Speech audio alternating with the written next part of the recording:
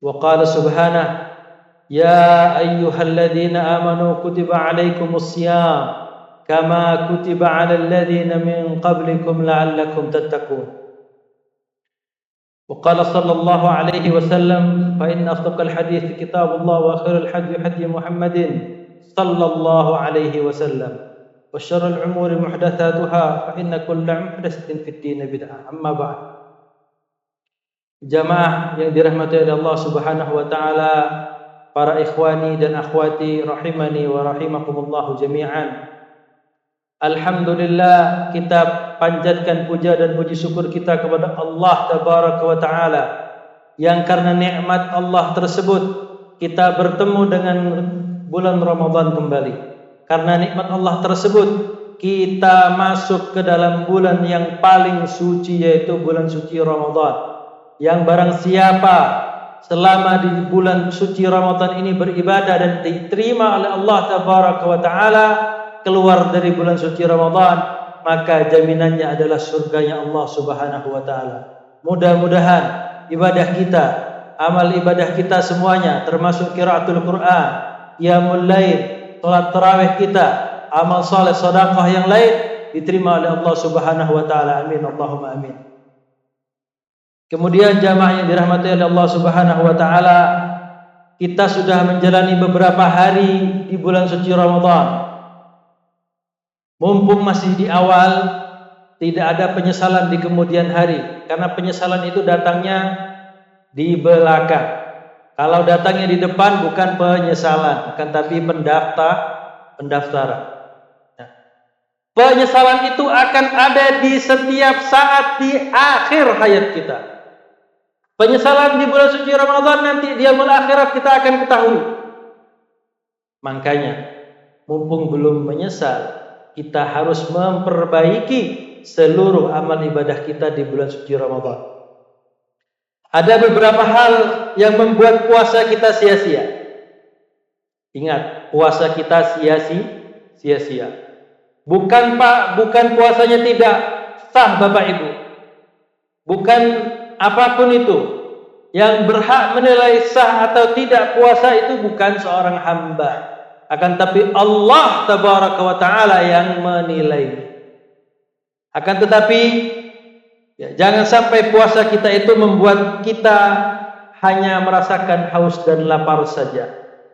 Sahur ikutan sahur, buka ikutan buka, tarawih ikut tarawih, naik motor siang hari, sennya belok ke kiri masuk ke warteg, pulang ke rumah ikutan pura-pura lapar, ikutan buka puasa juga.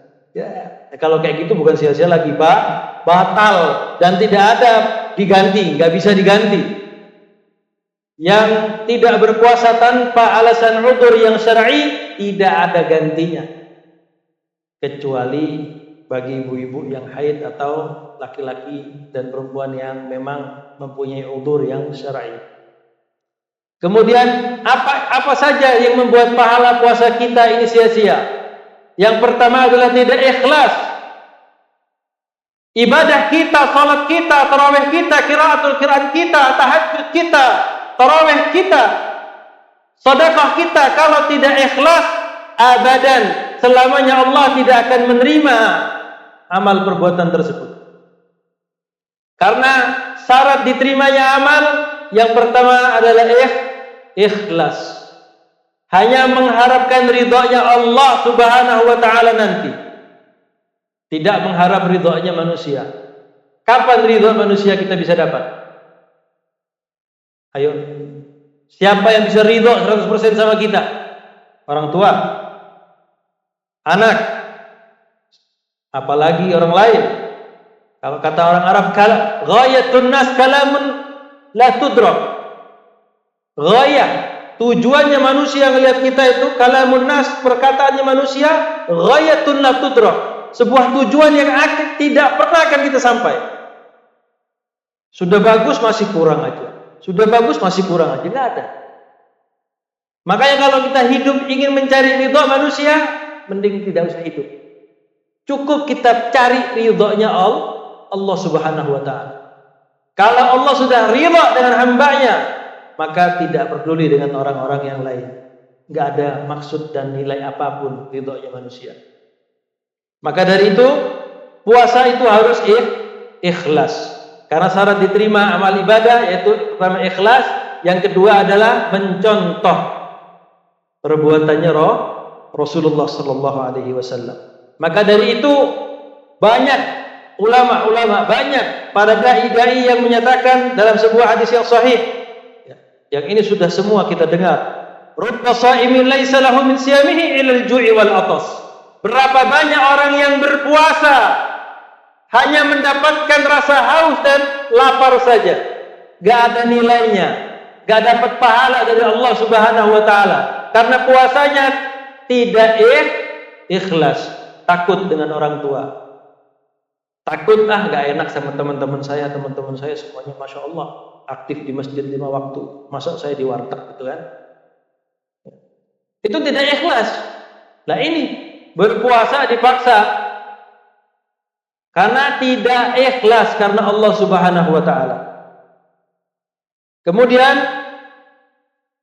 ibadahnya hanya akan diterima oleh Allah Subhanahu wa taala jika ikhlas.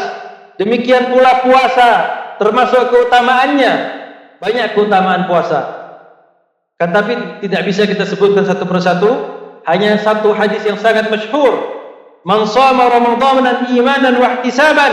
Barang siapa yang berpuasa di bulan suci Ramadan karena iman mereka, iman dari diri kita, tidak ada paksaan sedikit pun dari siapapun, wahtisaban, ihtisab, mengharap balasan dari Allah Subhanahu wa taala, bukan mengharap pujian dari manusia. Itu apa? Janjinya Rasulullah sallallahu alaihi wasallam, "Ghufira lahu ma taqaddama min dhanbihi." Allah akan mengampuni seluruh dosanya yang sudah lalu. Seperti bayi yang baru lahir. Pengen kita kan seperti itu? Ya kalau ada yang nggak pengen berarti bermasalah. Ya. Kemudian yang kedua yang membuat puasa kita sia-sia, berkata-kata keji. Meskipun berpuasa, meskipun teman-teman akrab, tapi sering ngomong-ngomong jorok, ngomong kotor, ditegur, Ustadz saya kan teman akrab, gak apa-apa, hati saya gak ada apa-apa Ustadz, saya cuma biasa, gaya ngomong saya emang begitu. Ya. Kalimat kebun binatang dibawa semua meskipun sama temannya sendiri. Emang kayak gitu Ustadz, hati saya enggak. Kata siapa? Yang keluar dari lisan itu cerminan dari hati. Kata Rasulullah sallallahu alaihi wasallam, al-siyamul jannah. Puasa itu adalah perisai. Fala yarfus wala yajhal. Maka barang siapa yang sedang berpuasa jangan berkata keji atau mengumpat. Tahu mengumpat? Gak usah diajarin lah ya. Apalagi wah luar biasa. Kena macet sedikit, gitu. Mengumpat, berkata-kata keji, itu gak ada, sia-sia pahala kita. Kemudian mengumpat dan marah, dan barang siapa yang marah pada saat bulan suci Ramadan, sia-sia pahalanya. Ustaz, tapi saya kan dizalimi. Ingat sebuah hadis. Kalau kita sedang berpuasa, diajak berantem, diambil hak kita, dizalimi oleh orang lain, tidak usah dibalas. Katakan saja inni shaimun. Saya sedang berpuasa. Kalau kita jawab seperti itu nggak usah dibalas, Pak. Yang balas siapa? Yang balas siapa? Allah Tabaraka wa Ta'ala. Kalau Allah yang sudah membalas, awas. Kalau kita balas di dunia, ya paling sakit dibalas sakit juga. Tapi kalau Allah yang membalas, menyakiti hambanya yang sedang ikhlas berpuasa karena Allah, dizalimi dan mengatakan inni shaimun, itu udah cukup tanda, jangan diterusin. Kalau diterusin bahaya. Karena itu janjinya Rasulullah SAW, bukan janji kita. Kalau janji kita, hutang kapan mau dibayar? Minggu depan deh. Nah, minggu depan HP sedang di luar jangkauan. Ya, itu kalau janji kita. Tapi kalau janjinya Rasulullah SAW dan janjinya Allah Subhanahu Wa Taala, abadan tidak akan pernah meleset. Kemudian ghibah. Nah ini ghibah membicarakan keburukan-keburukan saudara kita muslim, membicarakan aib-aib yang ada di diri-diri muslimin. Ini termasuk ghibah. Dan membuat pahala kita itu sia-sia. Kalau batal tidak. Tapi sia-sia. Lagi mau nunggu buka puasa nih, duduk di depan rumahnya. Ya kan? Sebelah rumahnya mobilnya baru.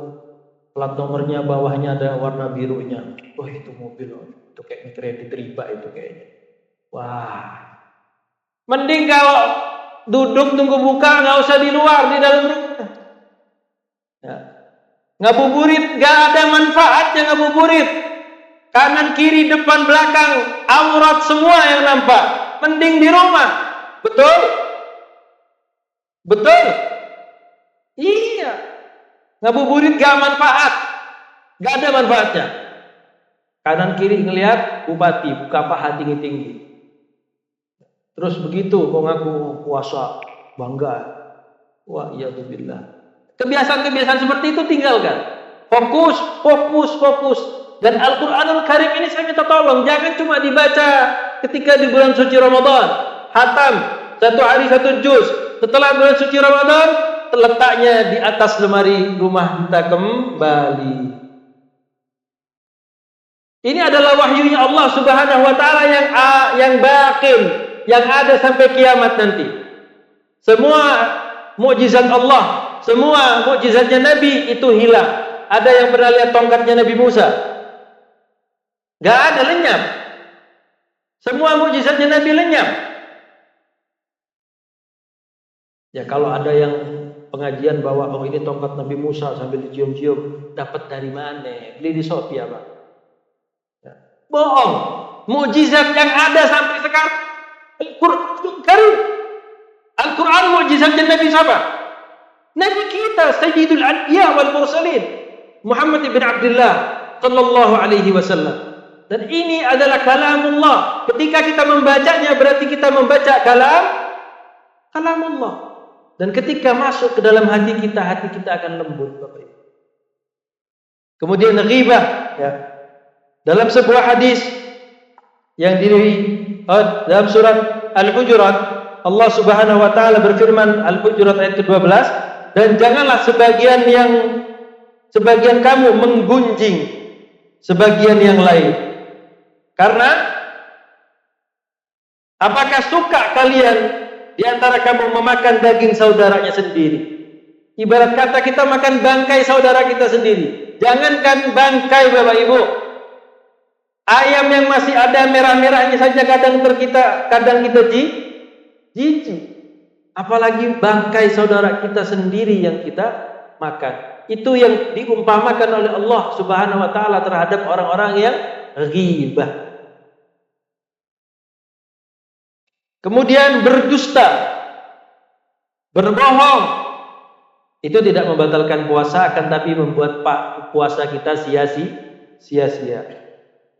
Berbohong atau berdusta secara tegas disebutkan oleh Rasulullah sallallahu alaihi wasallam sebagai penyebab puasanya sia-sia. Allah tidak suka dan Allah tidak butuh kepada puasa orang yang berdusta. Dalam sebuah hadis yang diriwayatkan oleh Al-Imam Al-Bukhari, man lam yada' qaul zur, barang siapa yang tidak meninggalkan perkataan zur, dusta, wal amalu bihi, dan mengerjakan kebohongan tersebut, falaisa lillahi hajah, maka Allah enggak butuh dengan apa? Puasanya. Fi an yada'a ta'amahu wa syarabahu.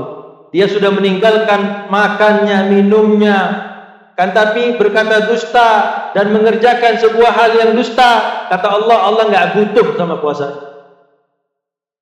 Mau kita puasa bulan suci Ramadan ini, umpamanya Ramadan ini dalam 1 tahun 4 bulan, 6 bulan, 7 bulan, 1 tahun semuanya full bulan suci Ramadan, Allah enggak butuh dengan orang-orang yang berkata dusta. Karena ini adalah perkataan zur. Yang tidak meninggalkan perkataan zur maka sia-sia. Jadi tinggalkan kebiasaan-kebiasaan keji seperti berbohong dan yang lain.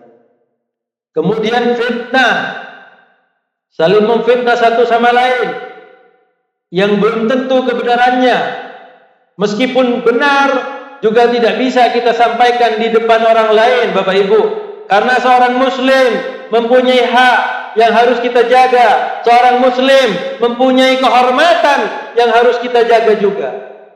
Kalau mau tabayyun, tabayyunnya bukan di depan orang, bukan berapa belas mata, bukan berapa puluh mata, ratus mata, kan tapi arba'uyun, empat mata.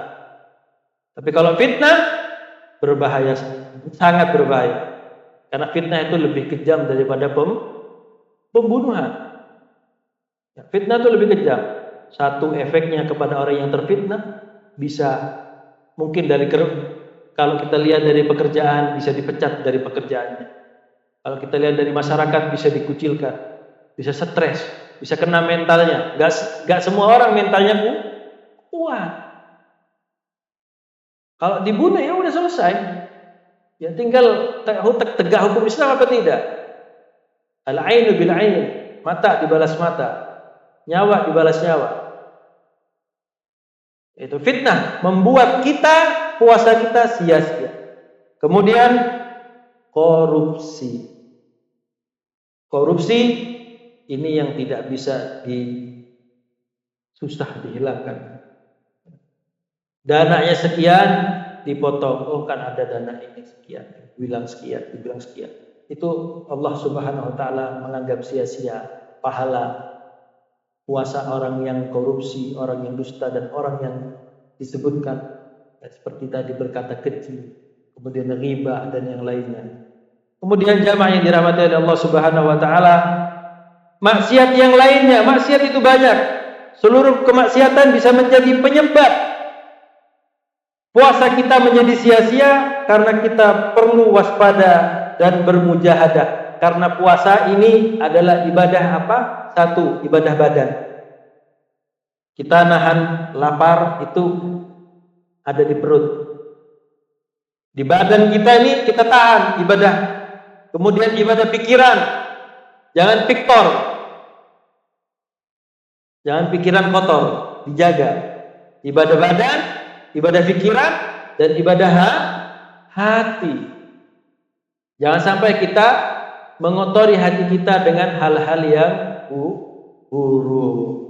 Ya, kemudian jamaah yang dirahmati oleh Allah Subhanahu wa taala, mudah-mudahan Allah Subhanahu wa taala menerima semua amal ibadah kita dan menyampaikan kita sampai di hari akhir Ramadan dan menjadi hamba-hamba yang utaqa'i minan nar, yang dibebaskan dari api neraka, yang masuk di pintu khusus orang-orang yang shahid. Apa nama pintunya Bapak Ibu? Rayyan, Babur Rayyan. Pintu khusus masuknya orang-orang yang berpuasa. Mudah-mudahan kita dan anak cucu kita termasuk orang-orang yang masuk ke dalam pintu Babur Rayyan. Karena puasa ini seperti yang Allah firmankan, ayyam ma'dudah.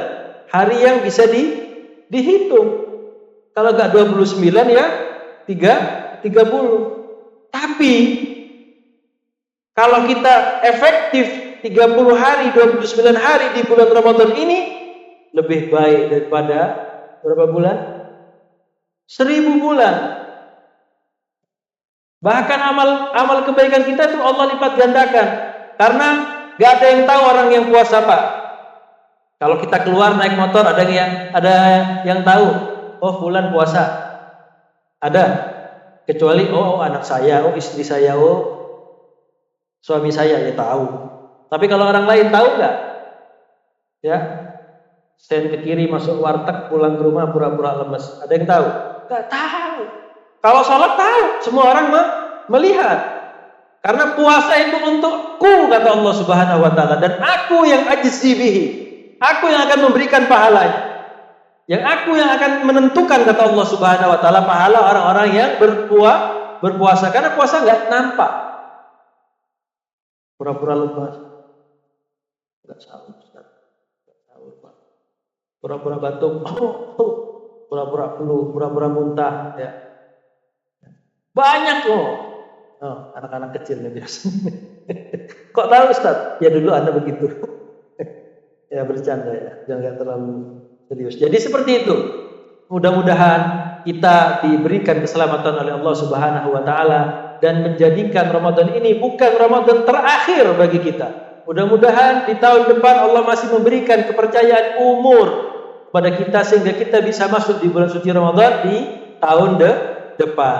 Dan sebelum menutup ya, kuliah witir, kuliah tarawih kultum, kita doakan saudara-saudara kita yang terkena musibah banjir. Segera Allah berikan bantuannya. Yang bisa membantu silahkan bantu apapun. Apalagi ini masuk di bulan suci Ramadan. Pahala satu, pahala Allah lipat gandakan menjadi 100, 200, 300, 700. Allah lipat gandakan.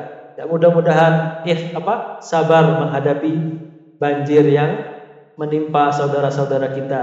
Dan saudara-saudara kita juga yang ada di Palestina, jangan lupa kita doakan. Di dalam setiap sujud kita, sholat tahajud kita, doa-doa kita. Jangan lupakan saudara-saudara muslim kita butuh doa. Karena doa itu ada silahul mukmin, senjatanya orang mukmin. Jadi kalau orang yang enggak berdoa, enggak punya senjata. Senjata itu bukan pistol, bukan apa. Doa. Ya. Mau tahu buktinya? Terakhir nih, mau tahu buktinya? Mau? Senjata itu bukan alat perang, bukan. Doa. Ketika Khalid ibn Walid memasuki Persia, bertemu dengan Ratu Persia, ditantang Khalid bin Walid untuk minum racun yang paling mematikan. Kalau kamu memang utusannya Muhammad yang mengaku sebagai nabi dan tidak ada yang bisa menyebabkan kematian kecuali Tuhan kamu, coba kamu minum racun ini. Khalid bin Walid minum dengan mengucapkan apa? Mengucapkan apa Khalid bin Walid? Ayo. Bismillahilladzi la yadurru ma'asmihi syai' fil ardi wala fis sama' wa huwa samii'un 'alim. Minum. Apakah Khalid bin Walid mati di tempat? Enggak, matinya di atas kasur, bukan di medan peperangan. Dan ini bukti wahyunya Rasulullah. Khalid bin Walid radhiyallahu taala anhu disebut Saifullah, pedang Allah. Kalau pedang Allah pernah kalah atau syahid di pertempuran, berarti bukan pedang Allah. Wallahu taala bisawab. Ya, aqulu qauli hadza wastaghfirullah li wa lakum. Ya, assalamualaikum warahmatullahi wabarakatuh.